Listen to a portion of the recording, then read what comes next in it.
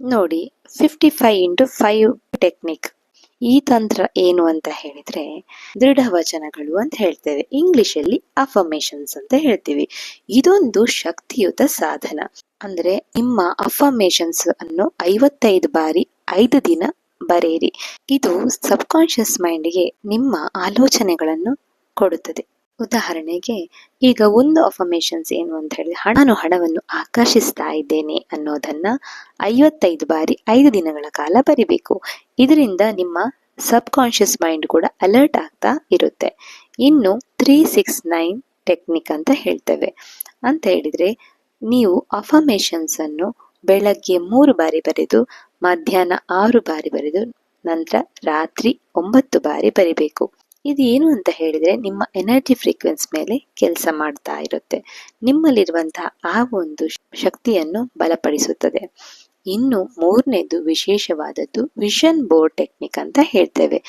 ಏನಿದು vision board techniques ಅಂತ ಹೇಳಿದ್ರೆ, ದೊಡ್ಡ ಬೋರ್ಡ್ ಮೇಲೆ ನಿಮಗೆ ಬೇಕಾದಂತಹ ನಿಮ್ಮ ಮುಂದಿನ ಜೀವನ ಹೇಗಿರ್ಬೇಕು ಅನ್ನುವಂತಹ ಒಂದು ಚಿತ್ರವನ್ನು ಅಂಟಿಸಿ.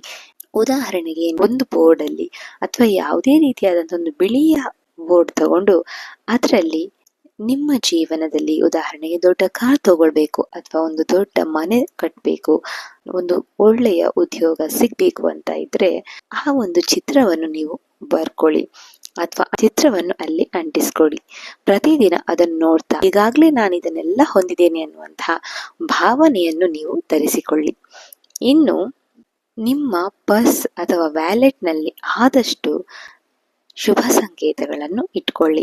ಅಂತ ಹೇಳಿದ್ರೆ, ನೀವು ಪರ್ಸ್ ಅಥವಾ ವ್ಯಾಲೆಟ್ನಿಂದ ಪ್ರತಿ ಸಾರಿ ಹಣ ಕೊಡುವಾಗ, ನಾನು ಕೊಟ್ಟಂತ ಹಣ ಇನ್ನೂ ಡಬಲ್ ಆಗಿ ನನಗೆ ಮರಳಿ ಬರುತ್ತೆ ಅಂತ ಮನಸ್ಸಲ್ಲಿ ಅಂದುಕೊಂಡು ನೀವು ಖರ್ಚು ಮಾಡಿ.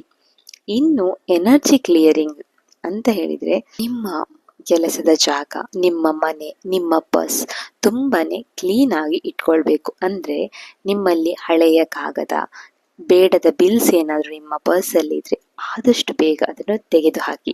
ಸ್ವಚ್ಛ ಜಾಗದಲ್ಲಿ ಈ ಫ್ರೆಶ್ ಎನರ್ಜಿ ಹರಿದು ಬರುತ್ತೆ.